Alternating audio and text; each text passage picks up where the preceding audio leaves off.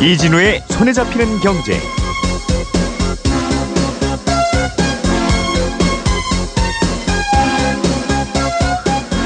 안녕하십니까, 이진우입니다. 손에 잡히는 경제가 뽑은 오늘의 숫자는 3등입니다.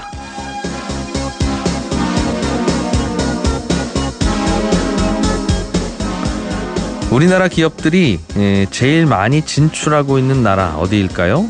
중국? 아니면 미국? 아닙니다. 베트남입니다. 베트남. 지난해 상반기에만 우리나라 기업이 베트남에 327개의 신규 법인을 냈는데요. 하루에 거의 2개꼴로 회사를 베트남에 세운 셈이고요. 우리가 베트남으로 하는 수출의 규모도 지난해 총 477억 달러를 기록해서 우리나라 전체 수출에서 베트남으로 나가는 수출이 차지하는 비중이 8%대로 높아졌습니다. 우리나라 수출의 25%는 중국으로 나가고 있고 12%는 미국으로 나가고 있는데 이 베트남이 8%로 우리나라 수출 점유율 3등입니다. 요즘 같은 추세면 불과 몇 년 안에 베트남으로 나가는 수출이나 미국으로 나가는 수출이나 비슷해질 거다. 무역 현장에서는 이렇게 전망하고 있는데요. 무역 흑자 규모는 작년에 무려 316억 달러를 기록해서 미국보다 이미 150억 달러 가까이 베트남에서 거두는 무역 흑자가 훨씬 많은 상태입니다. 삼성전자를 비롯한 우리나라 제조업체들의 생산기지로 자리 잡은 영향이 큰데요. 베트남은 인구가 1억에 가까우면서도 출산율이 2%로 꽤 높고 인구 구성이 상당히 젊은 편이라 소비시장으로서도 생산기지로서도 무척 매력적입니다. 중국은 걸핏하면 우리나라의 보복의 칼을 휘두르고 있고 미국은 아메리칸 퍼스트만 외치고 있는데 이런 리스크에서 벗어날 돌파구를 우리는 베트남 같은 나라들에서 잘 좀 찾아봐야겠습니다.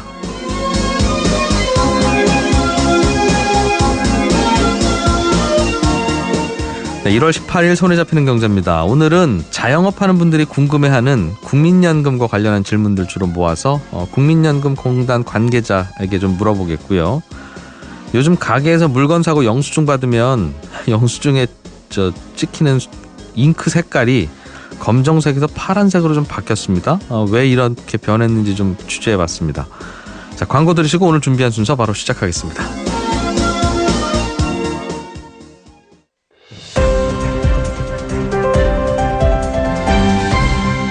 이진우의 손에 잡히는 경제. 네, 한국경제TV 김치영 기자와 함께 경제 뉴스를 살펴보겠습니다. 어서 오십시오. 네, 안녕하세요. 미세먼지가 오늘도 가득한데 네. 그래서 서울시가 미세먼지 대책을 내놓은 게 대중교통 돈 안 받겠다 이거죠? 네, 그렇습니다. 그런데 이게 출퇴근 시간에. 출퇴근 시간에. 네네. 좀 문제가 있다는 지적들이 좀 나오는 모양입니다. 무슨 근거로 그래요? 물론 서민 입장에서 아침에 출퇴근 시간에 이렇게 무료로 해준다 그러면 네. 나쁜 건 아닌데요. 네. 대신에 거기에 들어가는 비용이 있잖아요. 받을 돈 못 받았으니 그만큼 채워 넣어야 되죠. 예. 예. 그러면 이제 버스 업체라든지 아니면 지하철이라든지 흔히 말하는 대중교통에서 사용한 요금을 서울시가 이제 그걸 보전을 해줘야 되는데 네. 거기에 투입되는 비용에 비해서 이게 실제로 미세먼지를 줄이는 저감할 수 있는 효과가 너무 떨어지는 것 아니냐라는 게 1번인 것 같고요. 굳이 그렇다면 진짜 그 미세먼지를 줄일 수 있는 데에 돈을 써야지 왜 여기다 쓰고 있느냐라는 것이죠. 그래서 실제로 지금 최근에 오늘까지 하면 3번 정도 지금 이 미세먼지 저감 대책이 시행이 됐고요. 하루에 그럼 서울시가 추가로 이제 보충해줘야 되는 돈이 얼마입니까? 15일 날 첫째 날 지금 서울시가 이것 때문에 들인 예산이 48억 원이라고 하고요. 어제 17일 날도 한 그 정도 들었다라고 하고 오늘까지 하면 한 3일 동안 150억 정도 썼다라고 추정이 가능하거든요. 하루에 한 50억씩 나가고 있네요. 예, 그렇죠. 근데 이제 그 첫날 이제 서울시가 48억 원을 들여서 그 대중교통을 무료로 이용해 줬을 때 실제 시내 교통량은 평소에 비해서 1.7에서 1.8%밖에 줄지 않았다. 차 안 갖고 오고 대중교통 이용하는 분들이 그 정도 있었다 이런 뜻이겠죠?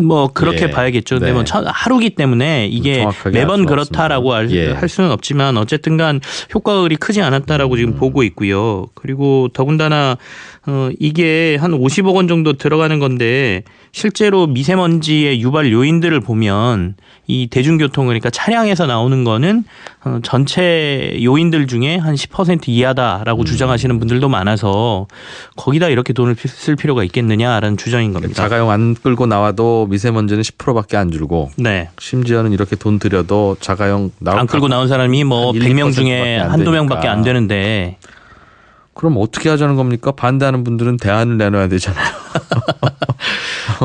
더 효과적인 데 쓰자는 거죠. 예. 사실상 그럴 바에야 이런 얘기도 있습니다. 지금 노후 경유차를 조기에 폐차시키려고 정부가 이제 미세먼지 저감 대책 중에 쓰는 게 있어요. 네. 이게 올해 정부가 11만 한 6천여 대의 노후 경유차를 조기에 폐차하겠다 그래서 934억 원의 예산을 배정해 놓고 있거든요. 네. 그렇다면 차라리 여기다가 지금 쓰고 있는 하루에 막 50억씩 쓰고 있는 예산을 더 추가를 해서 노후 경유차를 차라리 폐차를 빨리 하고 좀 더 저감 장치를 달게 하고 네. 뭐 이런 것들을 하는 게 장기적으로 봤을 때는 훨씬 더 효과적인 방법이다라는 것이죠. 돈 이 쓸 만큼 확 예. 떨어질 수 있는 거 찾아보자 이 말이네요. 이 주장에는 논리가 상당히 있어 보입니다. 그래서 조금 뭐 들을만 하다라는 생각도 드는데요. 반면에 이제 서울시 입장에서는 이게 꼭 이렇게 당장 효과를 내기 위한 것보다는 그만큼 지금 미세먼지가 심각하다라는 경각심 그리고 네. 두 번째 국민들 그러니까 이제 뭐 서울시니까 시민이죠. 시민들이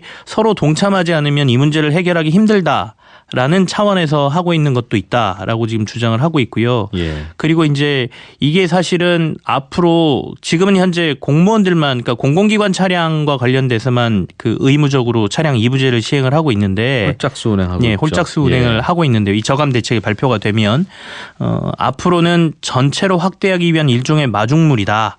이 대중교통 그러니까 무료 이용이 민간도 하게 해야 되는데 예. 그러면 기껏 내가 대중교통 비용 좀 아끼려고 차 샀는데 그럼 그 돈 누가 내줄 거냐 할 때 서울시가 내드린다니까요. 이제 이런 무료 아침에 출퇴근 이렇게 하시면 이렇게 됩니다라는 것까지 하는 마중물 효과가 있을 것이다. 또 이렇게 주장을 하고 있죠.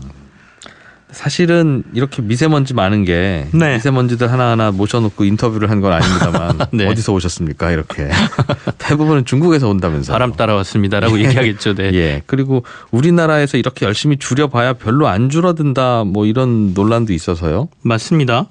국내 미세먼지의 아까 뭐 여러 가지 요인들을 분석해 보면 60에서 70%는 중국발 영향이다라고 분석하는 그 여러 가지 보고서가 제일 많아요. 그래서 진짜 요인은 중국인데 우리가 뭐 대중교통 이용하고 차량 얼마 안 쓴다 그래서 이게 해결되는 것도 아니잖아라고 주장하신 분들이 가장 많은 건데요. 근데 겨울철에는 또 조금 다른 것도 있는 것 같습니다. 그런 그 주장도 있거든요. 그러니까 겨울철에 대기 정체가 자주 발생하기 때문에 겨울철은 좀 상황이 다르다라는 주장도 있어요. 겨울철은 어차피 공기가 위에서 안 움직이니까 중국에서 오는 것도 별로 없고 예. 뿌여면 이거 우리나라 안에서 발생한 거다? 예. 그래서 이 겨울철에는 이렇게 국내가 노력을 하면 어느 정도 효과가 조금 있다라고도 얘기를 하거든요. 그래서 그렇다 그래서 중국에서 오는 게 60에서 70%니 우리는 아무것도 안 하고 있다. 이것도 사실은 그것도 뭐 좋은 대책은 아닌 것 아니지 같고. 않습니까? 네. 그러니까 이번에 논란은 제가 봐서는 좀 더 효율적인 데에다가 돈을 쓰자라는 게 첫 번째인 것 같고요. 그러니까 단순히 그러니까 4월 지방선거도 있고 그렇다 보니까 지금 서울시가 하는 게 마치 4월 지방선거 전에 네. 대중들에게 흔히 말하는 포퓰리즘적 성격의 그러니까 예산을 정책을 홍보하는 효과로 하려고 하는 거 아니냐라는 의구심이 가장 많이 작용을 하는 것 같습니다. 그래서 여러 가지 논의를 거쳐서 정말로 요즘 다니다 보면 눈이 이렇게 따끔따끔하다는 느낌을 받을 정도거든요. 네. 뭐 중국에 우리가 요구할 수는 없겠지만 자체적으로 할 수 있는 가장 효율적인 방법을 지금 찾아야 되는 상황이 된 건 맞는 것 같습니다. 하여간 서울시 예산 선거운동용으로 쓰지도 말고 네. 또 무슨 지자체가 무슨 정책 내놓으면 또 그거 선거용이라고 매도하지도 좀 말고 네. 아닌 것 같으면 대안을 내놓고 좀 네네. 그렇게 했으면 좋겠어요. 지방 분권화를 위해서 지방세를 크게 높이는 방안이 추진되고 있다고요? 지방세를 높인다는 건 지방소득세라고 하는 세목을 좀 더 세율을 높인다는 겁니까? 예, 그렇게 지금 얘기들이 나오고 있네요. 그러니까 문재인 대통령의 공약에 지방 분권과 관련된 공약이 있었습니다. 그래서 지금 현재 지방이 분권화가 되려고 하면 지방이 돈이 넉넉해야 되는 거잖아요. 정부한테 힘이 안 빌리고 우리가 지방세나 이런 걸로 걷어들인 수익으로 충분히 자신들의 정책을 펼칠 수 있을 만큼 이제 든든해져야 되는 건데 네. 현재 그 8대 2 정도의 세수 비중을 차지하고 있는 거죠. 그러니까 국세가 8, 지방세가 2 정도의 비중을 차지를 하는데 네. 이걸 이제 중장기적으로는 뭐 7대 3에서 6대 4까지 조정을 하고 싶다라는 게 이제 대통령 공약이었거든요. 지금은 우리나라 국민들이 세금을 10을 내면 네. 일단 8은 중앙정부로 들어가고 2만 시군구청이 바로 걷어서 쓰는 그런 구조다. 그렇죠. 그러면 시군구청은 돈 모자랄 테니 중앙에서 돈 좀 줘야지 우리 운영돼 이렇게 손 벌릴 것이고. 네. 단순하게 생각하면 방법은 두 가지입니다. 그러니까 지방에서 거둘 수 있는 세금을 확 올리면 네. 이 비중은 지방세 비중이 올라가겠죠. 맞아요. 그래서 우리 네. 부가세 같은 것도 저 시골 내려가서 껌 사 먹으면 거기서 거친 부가세는 시골 거기 저 도청에다 갖다 줘라 예. 이런 제안도 하잖아요. 근데 그렇게 되면 사실 개인적으로 내는 세금은 세금 자체가 올라가는 거잖아요. 그러니까 네. 세금 부담이 늘어나게 되는 것이고요. 다른 방법은 국가에서 가져가는 세금을 떼서 지방에 주면 되는 거죠. 지금 그러고 있죠. 예. 예. 그러니까 그걸 조금 더 많이 하면 이 지방과 그 국가의 이 세금 비중이 달라지는데 지금 나오는 얘기는 앞서 제가 말씀드린 지방세 세율을 높이는 방안으로 얘기가 되고 있다. 그래서 이렇게 되면 사실상 국민들에게 증세하는 거니까 네. 국민들의 세금 부담이 더 늘어나는 것 아니냐라는 얘기거든요. 근데 지금 보면 정부도 이것 가지고 싸우고 있는 것 같습니다. 그러니까 행안부 쪽에서는 일단은 그 지방소득세를 올려달라라고 주장을 하고 있는 것 같고요. 네. 기재부 쪽에서는 이 부분은 조금 더 생각을 해봐야 되는 건 아니냐라고 해서 서로 지금 논의를 진행되고 있는 사안인데 어쨌든 이 논의 진행하는 사안 안에 지방세를 지금 이거보다 배로 올리는 것과 관련된 내용이 들어있다. 배로 올리면 네. 이게 저 김치영 기자는 집으로 지방소득세 고지서 날라온 적 없죠? 예. 저도 받아본 적 없어요. 도대체 이 세금은 도대체 언제 내는 건가? 우리 한 번도 내본 기억이 없는데 이게 알고 보면 우리 소득세 있지 않습니까? 그렇습니다.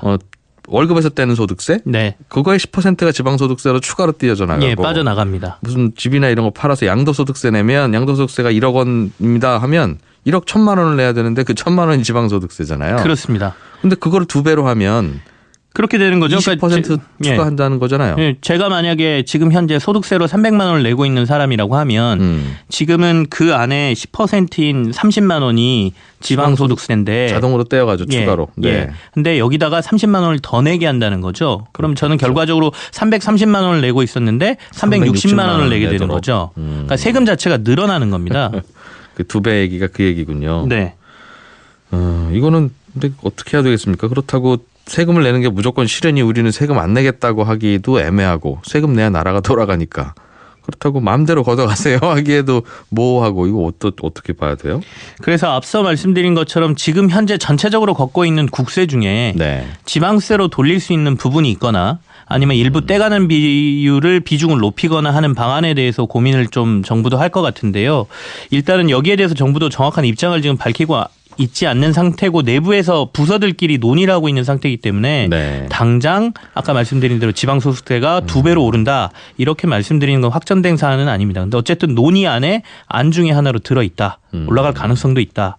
이런 얘기가 되겠죠. 국민들 입장에서는 뭐 세금을 무슨 명목으로 올리든 부가세를 올리든 지방소득세를 올리든 결국은 세금 올라가는 거니까 네네. 그걸 중앙정부가 더 가져가냐 지방정부가 더 가져가냐는 사실은 큰 관심사는 아니고요. 경로당 난방비를 도대체 지방정부가 내야 돼 중앙정부가 내야 돼 가지고도 둘이 싸우고 있고 경로당 계시는 할머니 할아버지는 모르잖아요. 어디서든 줘야 되는데 왜 안 주는 거지 이런 생각만 하시고요. 네. 다른 얘기 하나 좀 들어보겠습니다. 국세청이 지난달에 이건희 삼성전자 회장의 차명 계좌에 밀린 세금을 냈어야 되는데 안 낸 세금이 있다는 거네요. 이걸 은행들 보고 내라고 했어요? 지난 12일 날 국세청이 은행들의 공문을 보낸 게 확인이 됐고요. 삼성 이건희 회장의 차명 계좌에 대한 밀린 세금을 납부하라 이렇게 돼 있습니다. 그러니까 정확하게 보면 이건희 회장 차명 계좌에 대한 이자 소득세 10년치를 이달 10일까지 추가로 납부하라 이런 내용이 지금 그 공문에 들어 있어요. 근데 이제 이자 소득세라는 것은 원래 은행이 네. 계좌 주인에게 이자를 지급하기 전에 미리 떼놨다가 예. 국세청에게 대납을 하는 구조거든요. 그 이자 줄 때 세금 떼고 주죠. 은행은. 예. 근데 이걸 안 했으니까 은행 너네 빨리 이거 내놔라고 지금 국세청이 은행에다가 일종의 계산서를 던진 거고요.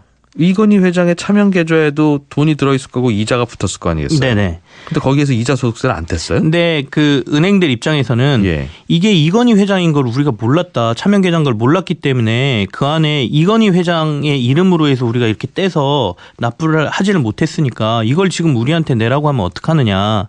그리고 이제 아까 뭐 10년치를 지금 당장 다음 달까지 내라고 한 상태니까 이게 지금 시간도 너무 촉박하고 우리가 지금 거둘 수도 없으니까 못 내겠다라고 은행은 또 버티고 있는 상황인 거죠. 이건희 회장이 예를 들면 김치현 기자 이름으로 했다고 하면 또 비유를 하면 기분 안 좋을 테니까. 아니요. 가상으로라도 돈이 좀 있는 거니까 기분 좋아질 수도 있어요. 이진우 명의로 이름을 빌려다가 이건희 회장 돈이 들어가 있으면 네. 여기에 대해서 이자 소득세는 떼긴 뗐는데 이진우의 계좌라고 생각하고 뗐으니 근데 예. 원래 돈은 이건희 회장 돈이니까 이건희 회장 보고도 한 번 더 내라고 해라. 이게 법인가 봐요? 예. 아, 그런데 은행들은 이게 이건희 회장 건지 몰랐어 안 뗀 걸 왜 우리 그리고 보고 이제 뭐라고 지금까지 하느냐, 이 말이네. 10년간 안 냈으니까 여기다 가산세까지 다 포함해가지고 이제 금액 계산을 한 거거든요. 그러니까 은행 입장에서는 이거 우리가 이거 회장 차명 계좌인지도 몰랐는데 이걸 지금 와서 우리한테 하라 그러면 어떡해? 라고 지금 이제 못 내겠다라고 얘기를 하고 있는 상태고요. 국세청 입장에서는 일단은 은행들한테 걷고 하여간 법에서는 은행들이 원천 징수하도록 되어 있는 세금이니까 네, 법대로 하겠다라는 거죠. 은행들이 억울하면 은행들이 이건희 회장한테 가서 당신 세금 우리가 대신 냈으니 돌려주셔라고 소송을 하든 신청을 하든 받아내라 이 말이네요. 예. 사실상 이제 우리는 우리 할 일을 하겠다, 법대로 하겠다라는 국세청의 이제 일단 통보라고 볼 수가 있고요. 네. 은행들은 일단 대부분 지금 거부를 한 상태고요. 이게 잘못하면 이제 집단 소송까지 제기하겠다는 얘기도 좀 나오거든요. 그래서 여러 가지 부분에 있어서 좀 논란이 될 것으로 보입니다. 예. 아동수당이라고 하는 게 이번에 이제 새로 나오게 됐죠. 그죠? 그런데 9월부터 지금 정부가 지급하겠다 이렇게 얘기를 하고 있죠. 모든 아동에게 다 주는 게 아니라 소득 상위 10%의 그런 가정에서 사는 아이들은 제외하는 걸로 여야가 합의를 본 걸로 알고 있는데 예. 다시 이거 안 제외하고 전국의 모든 아동에게 다시 주는 그런 걸로 얘기가 달라지고 있나 봐요. 원래 당초 정부안이 5세 이하 자녀에게 월 10만 원씩 아동수당을 주자 올 7월부터였는데 네. 예산안을 처리하면서 이거 돈 많은 사람들한테까지 줄 필요 있느냐라고 해서 소득 상위 10%는 제외하고 나머지만 주자 이렇게 여야 합의가 이루어졌거든요. 5세 이하를 주는 거죠. 예, 그렇습니다.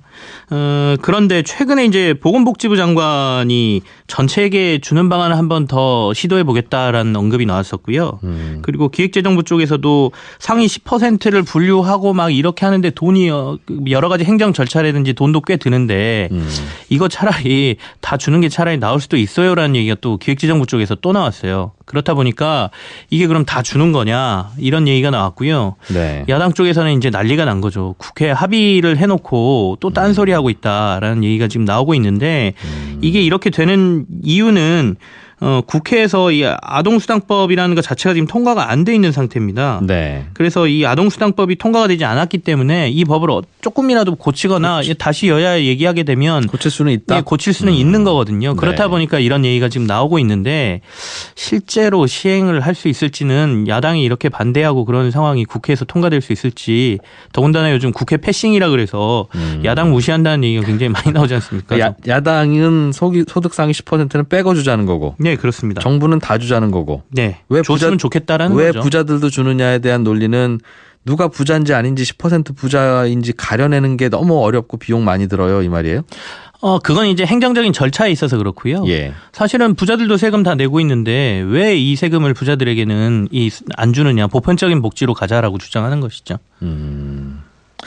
지금 바라보는 시각에 따라서 생각은 다를 것 같습니다. 물론 부자들 다 주면 좋죠. 부자들이 미워서 안 주는 게 아니라 네. 우리 국민이니까 다 줘야 되고 다 주면 좋은데 이거 우리 경로당 난방비도 못 주는 나라 아닙니까 우리나라는 아직도. 네네. 이거 가지고 싸우잖아요. 돈 없으니까 싸우는 거잖아요. 그렇죠. 할아버지 할머니들 그러니까 미워서 안 주는 게 아니잖아요. 효율적인 쓰임에 대해서 저희가 얘기를 했으니까 세금을 예. 걷었으면 이왕이면 더 효과가 있는 곳에 쓰자라는 게 이제 그런 거라서 네. 그래서 소득 상위 빼자는 것도 뭐 말이 되는 것 같고 다 넣자는 것도 왜 그러시는지 알 것 같고 그런데 비용 많이 든다는 건 이해가 안 되는데요. 우리나라 자영업자나 근로소득자는 소득세를 내는데 그 소득세 과표는 국세청이 엑셀 파일로 다 갖고 있을 거고. 저도 사실은 이 기획재정부에서 이렇게 얘기하는 거예요. 예, 네. 저도 기획재정부에서 이렇게 얘기하는 게 사실 조금 이해가 안 되는 부분도 있는데요. 사실 요즘 컴퓨터가 얼마나 좋고 빅데이터도 분석해서 여러 가지 서비스를 하는 차원에서 알겠습니다. 이게 이렇게 돈이 많이 든다, 절차가 복잡하다라는 것은 약간 이해가 안 되는 부분이긴 합니다. 도대체 무슨 소득을 기준으로 10%를 갈릴 거냐 하면 또 논란이지만 그거 무슨 소득 기준이면 그 무슨 차이가 있습니까 사실은. 그 상위권 10% 정도는 좀 양보해서 그 돈 다른 데 좋은 데 쓰자는 취지일 수도 있는데요. 네. 모르겠습니다. 또 다 주는 게 좋긴 좋으니까. 한국경제TV 김치영 기자였습니다. 고맙습니다. 네, 감사합니다. 알아야 될 것들 많이 안내를 해주고 눈높이에 딱 맞는 만인의 경제 과외 선생님. 다음 순서는 친절한 경제입니다. 네, 오늘은 청취자 류동훈 씨가 요즘 셀트리온이라고 하는 회사가 코스닥에서 거래소로 조만간 이전한다고 하는데 이 회사가 알고 보니까 코스닥 시가총액이 제일 큰 회사라서 혹시 이 회사가 거래소로 옮기면 코스닥 지수도 툭 떨어지는 거 아니냐. 코스닥 지수만큼 오르고 내리는 ETF 상품에 요즘 투자하고 있는데 혹시 그런 일 벌어질까 봐 걱정된다 이런 질문을 주셨습니다.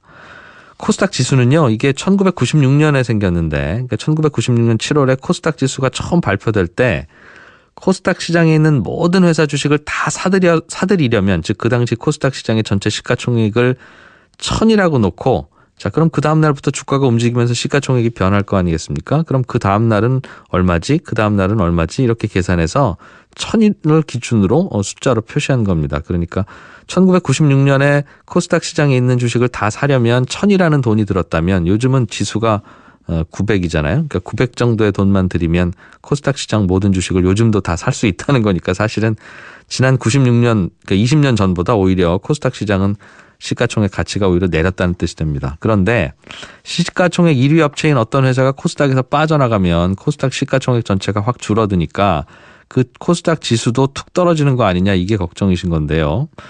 코스닥의 지수는 어떤 업체가 빠져나가면 그 업체가 원래 애초부터 코스닥에 없었다고 가정하고 1996년 7월에 시장 전체 시가총액을 다시 계산해서 그만큼 비중을 빼줍니다. 그러니까 쉽게 말하면 아예 그런 회사는 처음부터 없었다고 가정하고 그냥 우리가 그동안 꿈꾼 거라고 생각하고 지수를 다시 계산한다는 겁니다. 그러니까 처음부터 없었던 회사가 빠져나간 걸로 가정하니까 그 회사 빠져나갔다고 뭐 지수가 달라질 것도 없게 만드는 거죠.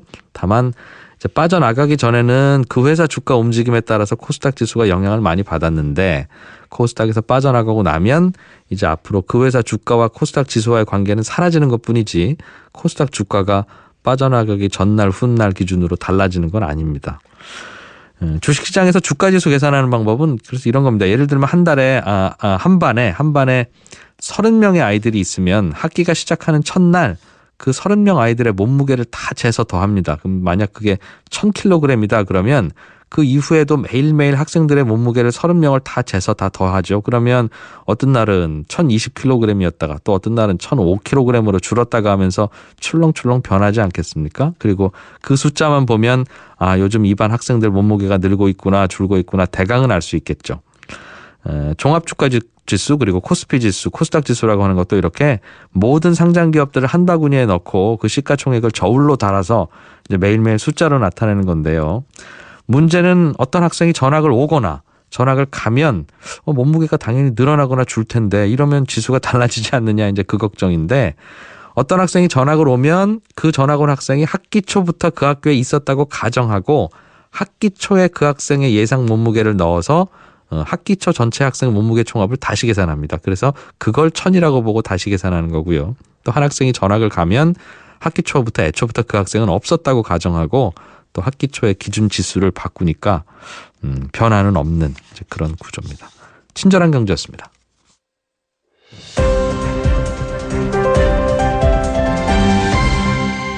경제를 생각하는 사람들의 즐거운 습관. 이진우의 손에 잡히는 경제. 직장인들은 월급에서 국민연금을 일정 비율로 알아서 떼갑니다. 회사가 반 내고 근로자가 반 내고. 그런데 자영업하는 분들은 내가 국민연금 얼마나 내야 되는 건지 혹시 그리고 매달 내고 있는 금액을 이걸 좀 변경할 수는 없는 건지 궁금한 점들이 많으실 것 같은데요. 오늘 국민연금공단의 이태재 차장을 전화로 연결해서 자영업하는 분들이 궁금해하는 국민연금에 대한 상식들을 좀 살펴보겠습니다. 안녕하십니까? 예, 안녕하세요. 직장 다니는 분들은요, 국민연금 얼마나 내는지 봤더니 월급의 9%를 내더군요. 네. 그러니까 1,000만 원 받는 분들은 90만 원 내는 거고, 뭐 500만 원 받는 분들은 45만 원 낼 텐데, 그걸 근로자가 다 내는 건 아니고 그 금액을 회사가 반, 근로자가 반 이렇게 내는 걸로 들었는데, 네. 자영업하는 분들은 국민연금을 어떻게 계산해서 냅니까? 일단 자영업자분들도 9%를 내는 건 같습니다. 다만 근로자들처럼 회사에서 절반을 내주지 않기 때문에 예. 본인이 9%를 다 내야 하는 거죠. 그런데 이 9%를 매기는 기준이 매달 들어오는 수입을 기준으로 하는 건 아니고요. 매년 5월에 국세청에 신고한 전년도 종합소득 신고 자료를 기준으로 합니다. 네. 왜냐하면 소득이 바로바로 안 잡히기 때문에 항상 전년도 소득을 기준으로 하는 거죠. 소득 산정 방법은 총 수익 금액에서 필요 경비를 공제한 후 남은 사업소득 금액을 월 평균해서 산정합니다. 그럼 작년에 내가 얼마 소득 올렸습니다라고 국세청에 신고한 그 금액 기준으로 올해 국민연금을 낸다 이 말입니까? 네, 그렇습니다. 뭐 소규모 자영업자분들은 뭐 필요 경비 공제율이 높기 때문에 예. 실제 수입보다는 훨씬 적은 금액으로 산정이 되는 거죠. 근로소득자들이 근로소득 공제 전인 총 수입을 기준으로 하는 것과는 좀 비교가 됩니다. 네. 자영업 하시는 분들은 건강보험료도 따로 내는데, 건강보험료 계산할 때는 내가 한 달에 혹은 1년에 돈을 얼마나 벌었는지 이것만 보는 게 아니라 네. 집에 무슨 차가 있는지, 차가 몇 대가 있는지, 혹시 또 뭐 다른 부동산은 없는지 그것도 다 계산해서 건강보험료에는 반영하더군요. 네. 국민연금에는 내가 집에서 무슨 차 갖고 있는지 혹은 무슨 부동산이 있는지 이런 거는 감안 안 하고 네. 오로지 작년에 얼마 벌었다고 국세청에 신고한 그 금액만 봅니까? 네, 그렇습니다. 이 국민연금은 소득만을 기준으로 하기 때문에 뭐 집이나 자동차 등 재산이 많다고 보험료를 더 내지는 않습니다. 아, 알겠습니다.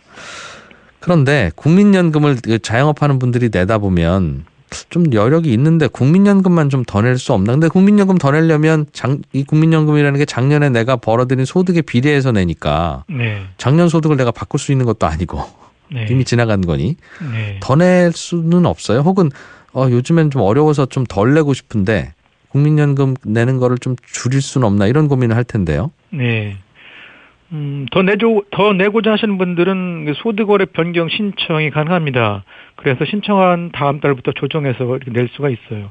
그러니까 본인 신고한 소득 금액보다 예. 올려서 내는 것은 아무 제한이 없습니다. 아, 그냥 나 작년에 좀 더 벌었다고 간주하고 좀 더 내겠습니다 하면 네. 더 벌지는 않으셨지만 뭐 내신다면 받겠습니다 이런 뜻이네요. 네, 그렇습니다. 그럼 줄이고 싶으면? 줄이는 건 좀 제한이 있는데요. 그 신고 소득 금액보다 줄이기 위해서는 일단 현재 소득이 작년보다 줄었을 경우에만 줄일 수가 있습니다.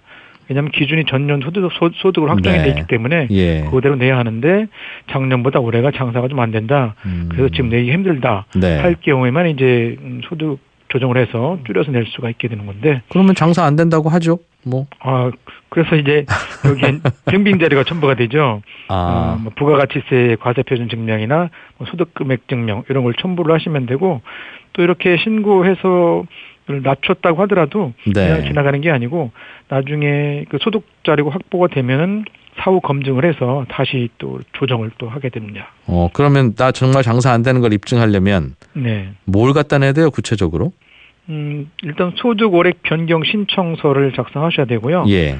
근거로 제출해야 되는 자료가 뭐예요? 네, 근거 자료로 부가가치세 과세 표준 증명이나 그리고 전년도 소득이 신고가 됐다 그러면 소득금액 증명을 첨부를 하셔야 됩니다.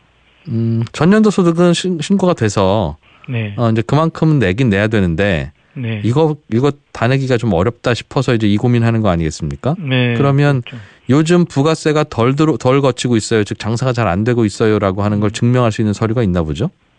지금 말씀드린 그 부가가치세 과세표준 증명서를 세무서 네. 세무서에서 떼어서 네. 국민연금공단에 내면. 네. 알겠습니다.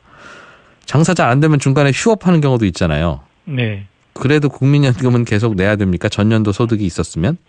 철저히 소득을 기준으로 하기 때문에 네. 휴업 신고를 해서 소득이 발생하지 않으면 납부 예외 신청을 하실 수 있습니다. 다만 이제 세무서에 정식으로 휴업 신고를 한 경우에만 해당이 되는 거죠. 네, 아예 그 휴업 사업자 등록증 가져가서 휴업 신고를 세무서에 해야 된다 이 말이네요. 네, 그렇습니다. 그냥 잠깐 가게문 닫은 건 안 되고. 예. 알겠습니다. 혹시 뭐 영세 사업자들 같은 경우에 나라에서 국민연금을 좀 내준다든가 하는 그런 제도는 없습니까? 있습니다. 두루누리 사회보험 지원 제도라고 있는데요. 네. 소규모 사업장의 저소득 근로자에 대한 국민연금 보험료 지원 제도입니다. 네. 지원 대상 사업장은 근로자 10인 미만 사업장이고요. 지원 대상 근로자는 월 소득이 190만 원 미만인 근로자입니다.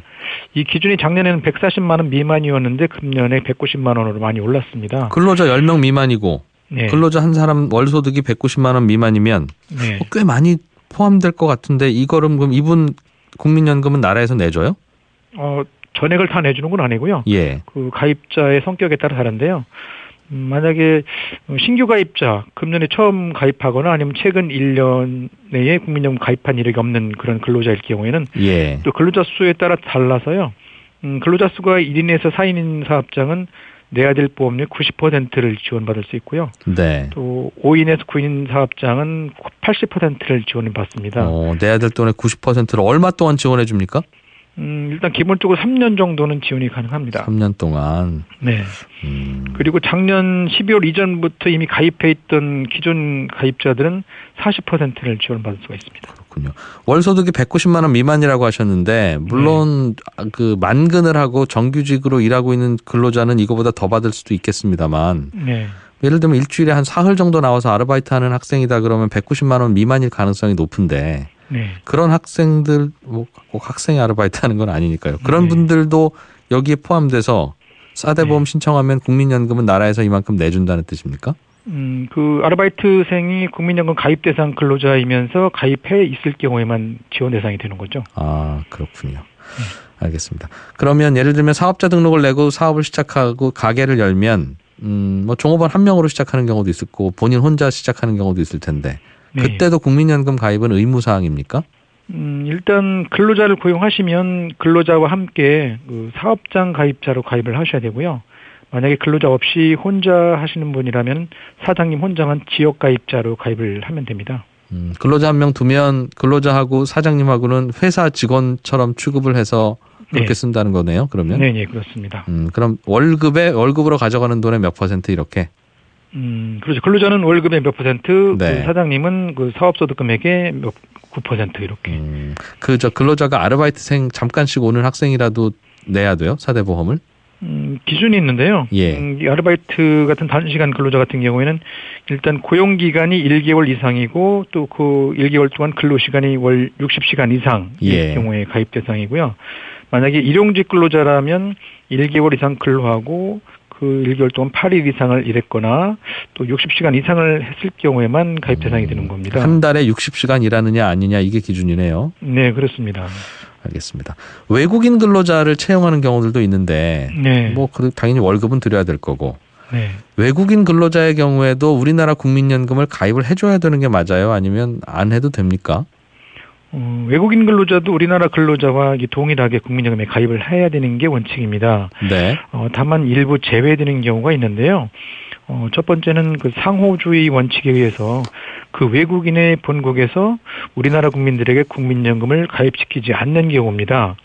우리나라 국민들이 그 나라 가서 일할 때도 그 나라 국민연금 우리나라 국민한테 가입 안 시켜주는 나라는 예. 그 나라 국민이 와서 우리나라에서 일할 때도 우리도 가입 안 시켜주는 거예요? 네, 그렇습니다. 아, 그래요? 이게 되게 국민연금 같은 게 의무화되어 있는 거라서 그쪽에서 우리나라 국민을 의무적으로 가입하는 경우 아니다. 그러면 우리나라도 의무적으로 가입하는 게 아니다. 그래요? 그 어떤 나라들이 그렇습니까? 주로 네팔이나 미얀마, 방글라데시, 베트남, 파키스탄, 캄보디아 이런 국가들이 해당이 됩니다. 그런 나라들 그 근로자는 정식으로 신고하고 쓰는 근로자라도 불법 체류가 아니더라도 네. 국민연금은 신청 안 해도 안 내도 된다. 예, 가입 대상이 아닙니다. 알겠습니다. 그다음에 불법 체류 중이거나 또 이런 체류 자격에 따라서 체류 자격이면 문화 예술이나 유학, 기술 연수, 일반 연수, 종교, 방문 동거 이런 외국인도 일단 가입 대상이 아니고요. 네. 또 사회보장 협정이나 다른 법령이나 조약들에서 국민연금 적용을 제외되는 외국인들이 있습니다. 외국에 가는 분들이나 이런 분들이 해당이 되는 거죠. 알겠습니다. 이런 분들도 제외 대상입니다. 한국에서 주로 이제 사업을 하시다가 요즘은 뭐 외국에 나가서 주로 더 일을 많이 하는 분들도 있을 것이고요. 당분간 한 1년간은 한국에 안 돌아올 거다라는 분도 있을 텐데 물론 국적은 유지하겠습니다만 그런 분들은 그럼 계속 국민연금을 내야 됩니까? 아니면 외국에 있으니까 안 내도 됩니까? 일단 국적은 유지한 상태에서 외국에 나가 있는 경우를 말씀하시는 거죠? 예. 그럴 경우에 국내에 사업자 등록이 없고 그걸 따라서 소득원이 없다면은 소득이 없기 때문에 납부 예외 신청을 해서 보험료를 안 낼 수도 있습니다. 소득은 외국에서는 있는데요. 그래도 그건 외국 소득이고 국내 소득을 기준으로 하기 때문에 국내에서 버는 돈이 없다면 네. 사실상 돈 못 버는 거나 마찬가지니 네. 납부 예외 신청을 한다. 네. 그렇군요. 알겠습니다. 나이가 들어서 국민연금 받을 나이가 됐는데 국민연금만으로는 이제 생활이 안 돼서 어쩔 수 없이 다른 자영업을 하거나 직업을 갖고 있는 분도 있지 않겠습니까? 네. 그럴 경우에는 국민연금 못 받는다는 얘기도 있던데 무슨 기준이 혹시 있어요? 그 소득이 조금이라도 있으면 국민연금 받을 때가 되신 분들도 못 받습니까? 소득이 조금이라도 있다고 아예 못 받는 건 아니고요. 네. 일정 기준을 초과하는 소득이 있는 경우에만 그 초과하는 소득 수준에 따라서 약간 감액이 됩니다. 이때 소득도 그 사업에서 들어오는 총 수입을 말하는 건 아니고 앞에서 말씀드린 그 총 수입에서 필요 경비를 공제하고 남은 사업 소득 금액을 기준으로 하고요. 집에 가져가는 돈? 네, 과세 대상 금액이라고 보시면 됩니다. 예. 네. 이 사업소득 금액이 금년도 기준으로 월 평균 227만 원을 초과하는 경우에 약간 감액이 되는데요. 이 감액도 예전에는 감액 규모가 컸지만 지금은 많이 줄었는데요. 네. 만약에 월 평균 소득 금액이 기준보다 100만 원이 초과되는 월 327만 원이라면 그 초과되는 100만 원의 5%인 5만 원만 감액이 됩니다. 227만 원을 못 버시면 그냥 연금도 계속 드리고 전액을 다 받게 되고요. 227만 원에서 이제 더 벌면 예를 들면 100만 원을 더 벌어서 327만 원을 버시면 네. 100만 원을 더 버시는 거니까 더 버는 100만 원의 5%는 연금에서 깎습니다. 예, 그렇습니다. 그렇군요. 깎은 거는 그냥 깎이는 거네요. 나중에 더 돌려주거나 그런 건 아니고? 예, 그건 돌려주는 건 없습니다. 알겠습니다. 국민연금에 대한 궁금증은 뭐 계속 여쭤봐도 끝이 없는데 네. 일단은 여기까지만 궁금증 풀고 또 쌓이면 다음번에 또 인터뷰 요청 드리겠습니다. 고맙습니다. 네, 고맙습니다. 국민연금공단의 이태재 차장이었습니다.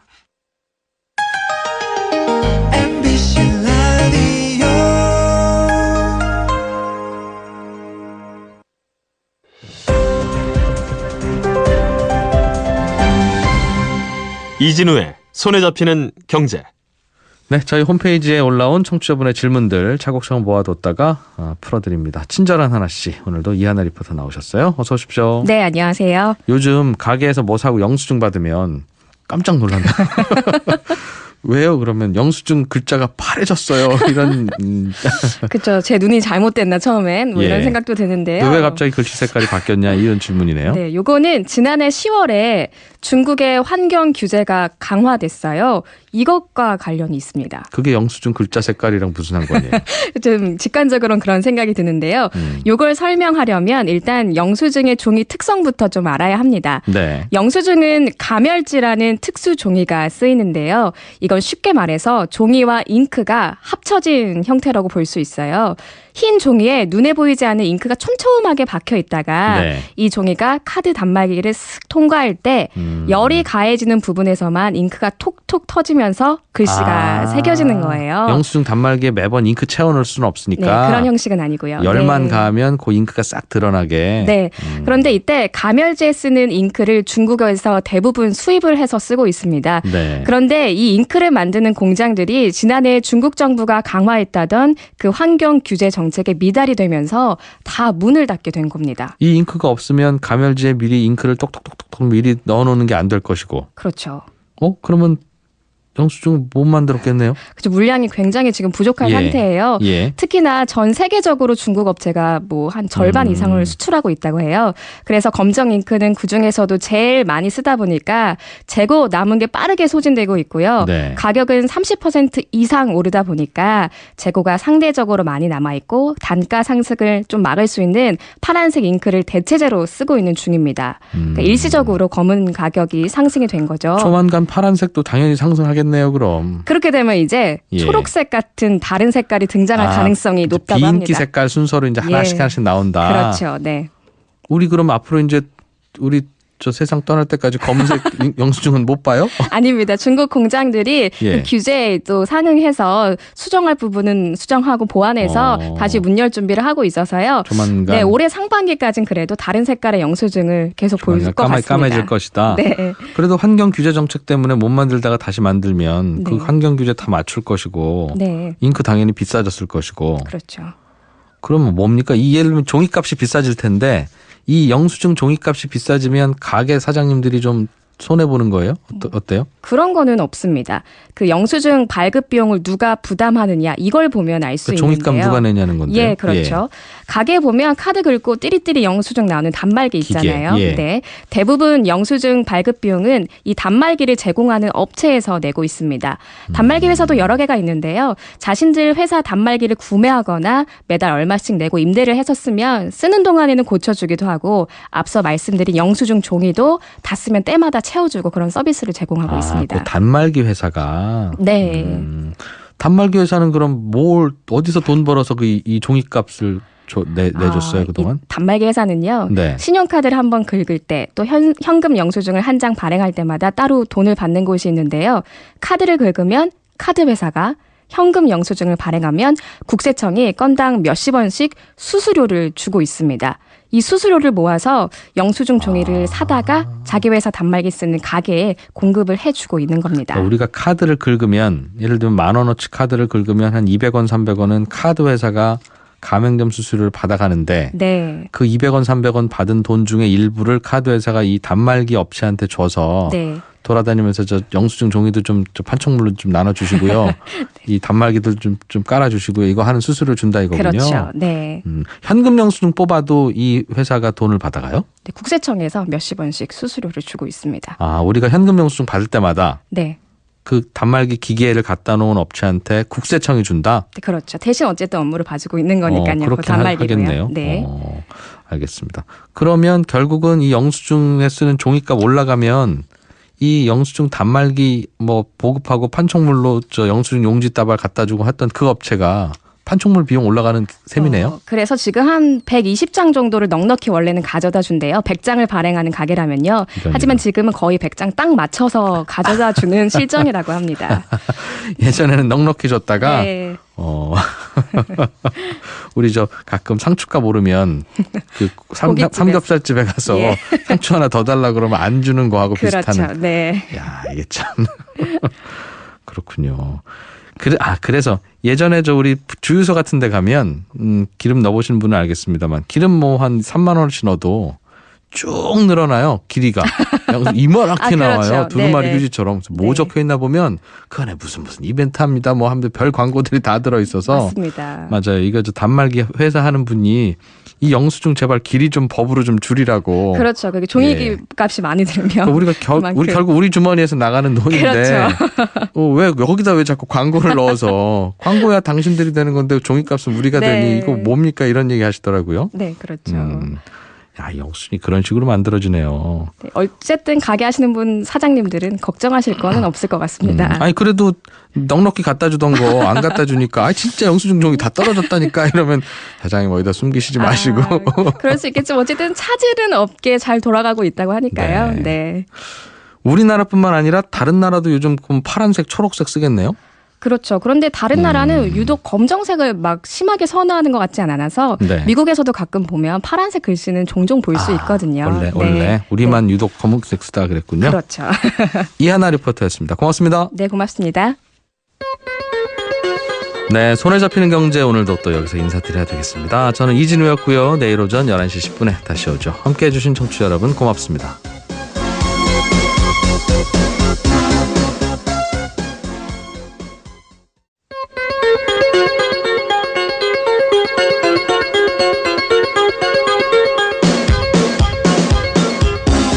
이진우의 손에 잡히는 경제.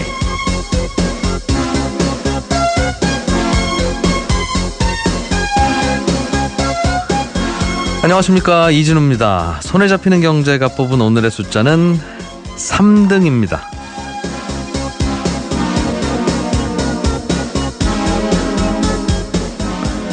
우리나라 기업들이 제일 많이 진출하고 있는 나라 어디일까요? 중국? 아니면 미국? 아닙니다. 베트남입니다. 베트남. 지난해 상반기에만 우리나라 기업이 베트남에 327개의 신규 법인을 냈는데요. 하루에 거의 2개꼴로 회사를 베트남에 세운 셈이고요. 우리가 베트남으로 하는 수출의 규모도 지난해 총 477억 달러를 기록해서 우리나라 전체 수출에서 베트남으로 나가는 수출이 차지하는 비중이 8%대로 높아졌습니다. 우리나라 수출의 25%는 중국으로 나가고 있고 12%는 미국으로 나가고 있는데 이 베트남이 8%로 우리나라 수출 점유율 3등입니다. 요즘 같은 추세면 불과 몇 년 안에 베트남으로 나가는 수출이나 미국으로 나가는 수출이나 비슷해질 거다. 무역 현장에서는 이렇게 전망하고 있는데요. 무역 흑자 규모는 작년에 무려 316억 달러를 기록해서 미국보다 이미 150억 달러 가까이 베트남에서 거두는 무역 흑자가 훨씬 많은 상태입니다. 삼성전자를 비롯한 우리나라 제조업체들의 생산기지로 자리 잡은 영향이 큰데요. 베트남은 인구가 1억에 가까우면서도 출산율이 2%로 꽤 높고 인구 구성이 상당히 젊은 편이라 소비시장으로서도 생산기지로서도 무척 매력적입니다. 중국은 걸핏하면 우리나라의 보복의 칼을 휘두르고 있고 미국은 아메리칸 퍼스트만 외치고 있는데 이런 리스크에서 벗어날 돌파구를 우리는 베트남 같은 나라들에서 잘 좀 찾아봐야겠습니다.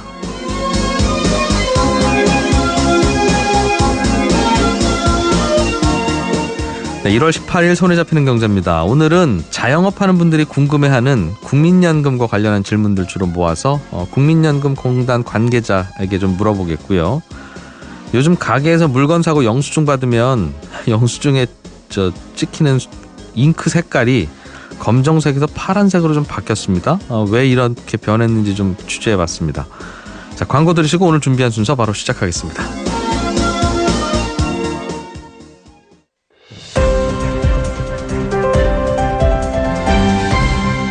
이진우의 손에 잡히는 경제. 네, 한국경제TV 김치영 기자와 함께 경제 뉴스를 살펴보겠습니다. 어서 오십시오. 네, 안녕하세요. 미세먼지가 오늘도 가득한데 네. 그래서 서울시가 미세먼지 대책을 내놓은 게 대중교통 돈 안 받겠다 이거죠? 네, 그렇습니다. 그런데 이게 출퇴근 시간에. 출퇴근 시간에. 네네. 좀 문제가 있다는 지적들이 좀 나오는 모양입니다. 무슨 근거로 그래요? 물론 서민 입장에서 아침에 출퇴근 시간에 이렇게 무료로 해준다 그러면 네. 나쁜 건 아닌데요. 네. 올릴 수 있는 부분이 있거나 아니면 일부 떼가는 비중을 높이거나 하는 방안에 대해서 고민을 좀 정부도 할 것 같은데요. 일단은 여기에 대해서 정부도 정확한 입장을 지금 밝히고 있지 않는 상태고 내부에서 부서들끼리 논의를 하고 있는 상태이기 때문에 네. 당장 아까 말씀드린 대로 지방소득세가 2배로 오른다 이렇게 말씀드리는 건 확정된 사안은 아닙니다. 근데 어쨌든 논의 안에 안 중에 하나로 들어있다. 올라갈 가능성도 있다. 이런 얘기가 되겠죠. 국민들 입장에서는 세금을 무슨 명목으로 올리든 부가세를 올리든 지방소득세를 올리든 결국은 세금 올라가는 거니까 네네. 그걸 중앙정부가 더 가져가냐 지방정부가 더 가져가냐는 사실은 큰 관심사는 아니고요. 경로당 난방비를 도대체 지방정부가 내야 돼 중앙정부가 내야 돼 가지고도 둘이 싸우고 있고 경로당 계시는 할머니 할아버지는 모르잖아요. 어디서든 줘야 되는데 왜 안 주는 거지 이런 생각만 하시고요. 네.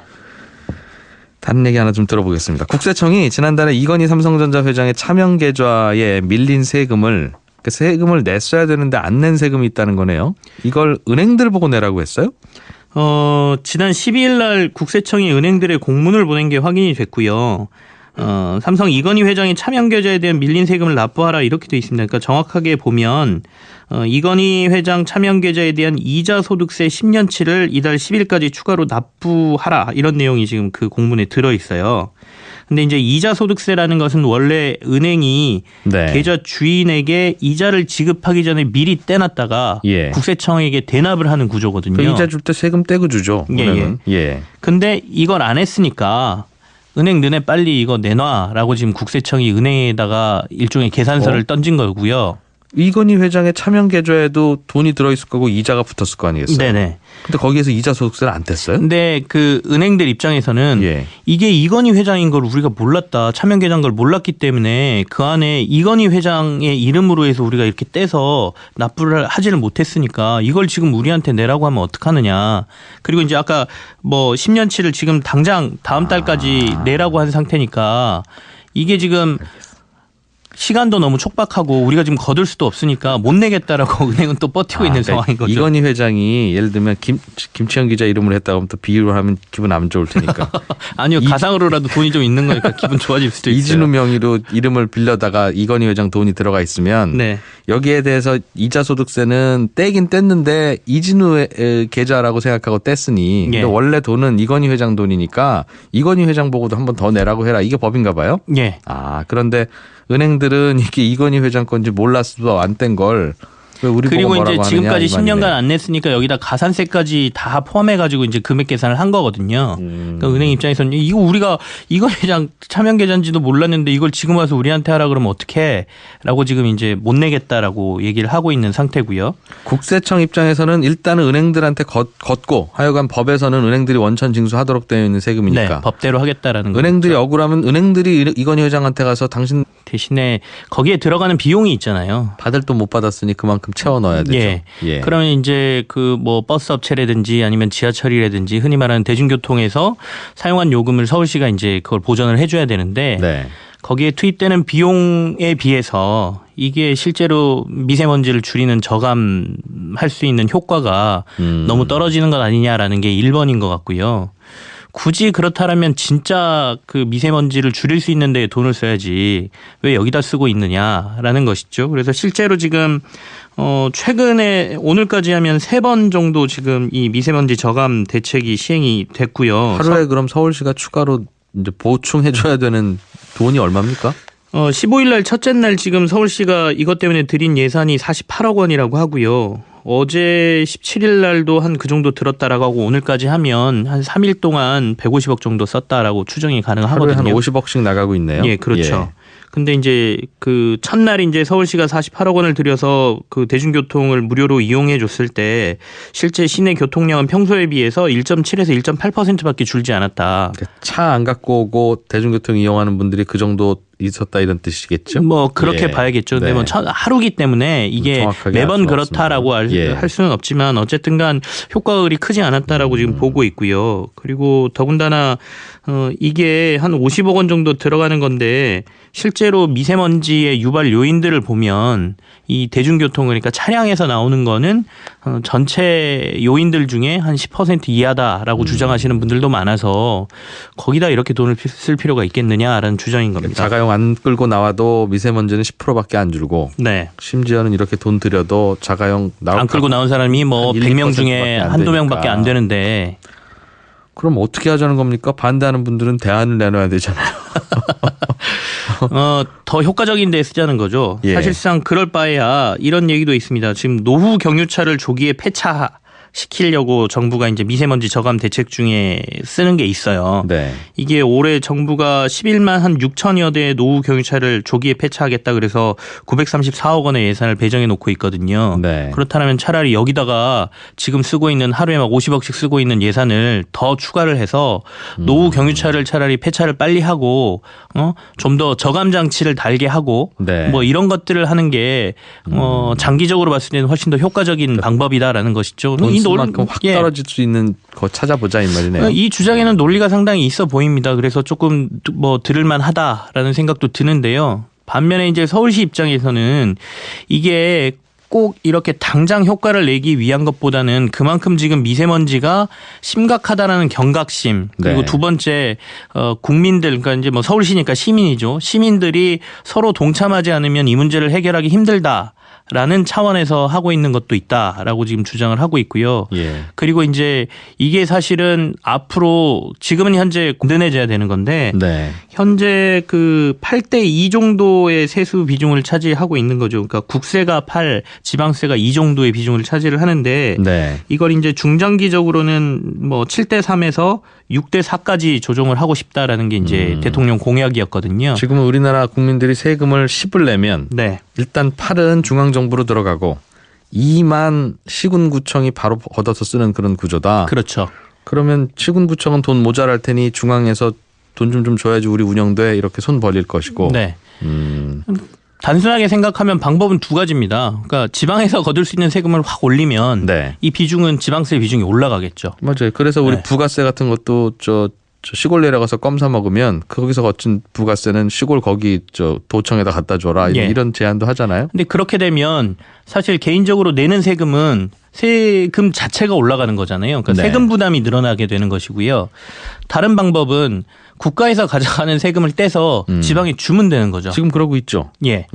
그러니까 그걸 조금 더 많이 하면 이 지방과 그 국가의 이 세금 비중이 달라지는데 지금 나오는 얘기는 앞서 제가 말씀드린 지방세 세율을 높이는 방안으로 얘기가 되고 있다. 그래서 이렇게 되면 사실상 국민들에게 증세하는 거니까 국민들의 세금 부담이 더 늘어나는 것 아니냐라는 얘기거든요. 근데 지금 보면 정부도 이것 가지고 싸우고 있는 것 같습니다. 그러니까 행안부 쪽에서는 일단은 그 지방소득세를 올려달라라고 주장을 하고 있는 것 같고요.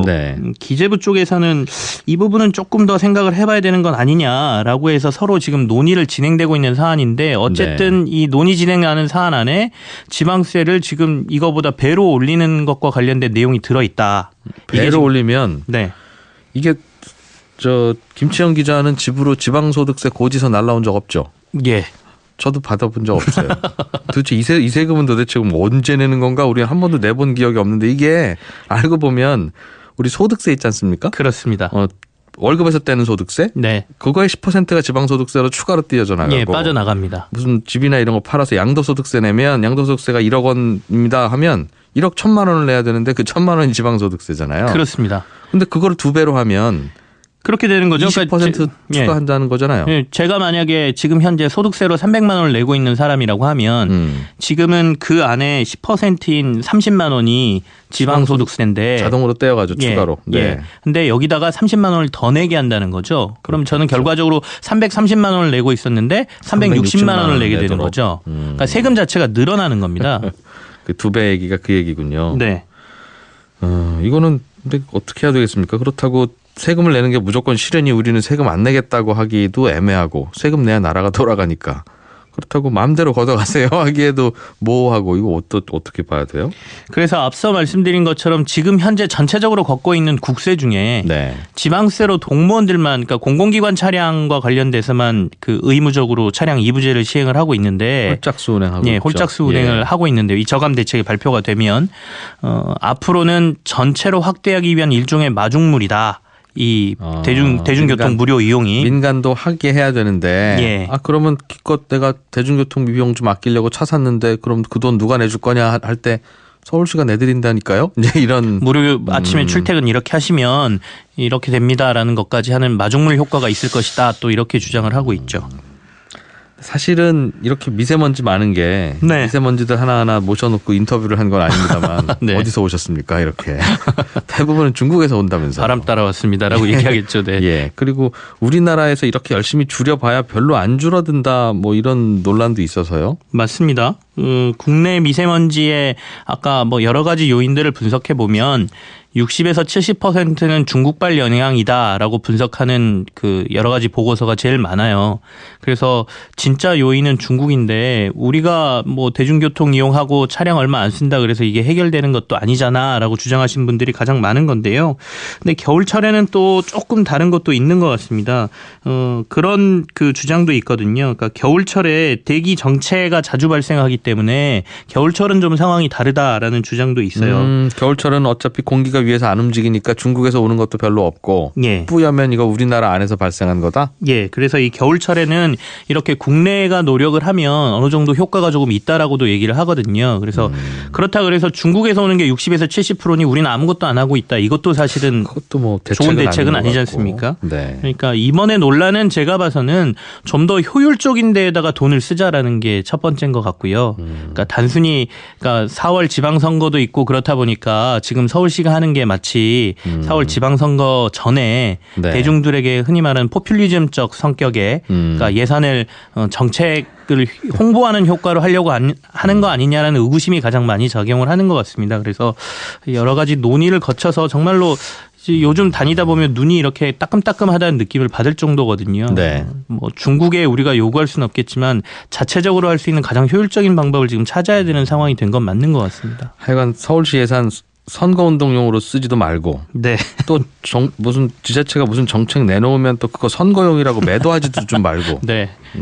아닌 것 같으면 대안을 내놓고 좀 네네. 그렇게 했으면 좋겠어요. 지방 분권화를 위해서 지방세를 크게 높이는 방안이 추진되고 있다고요? 지방세를 높인다는 건 지방소득세라고 하는 세목을 좀 더 세율을 높인다는 겁니까? 예, 그렇게 지금 얘기들이 나오고 있네요. 그러니까 문재인 대통령의 공약에 지방 분권과 관련된 공약이 있었습니다. 그래서 지금 현재 지방이 분권화가 되려고 하면 지방이 돈이 넉넉해야 되는 거잖아요. 정부한테 힘 안 빌리고 우리가 지방세나 이런 걸로 걷어들인 수익으로 충분히 자신들의 정책을 펼칠 수 있을 만큼 이제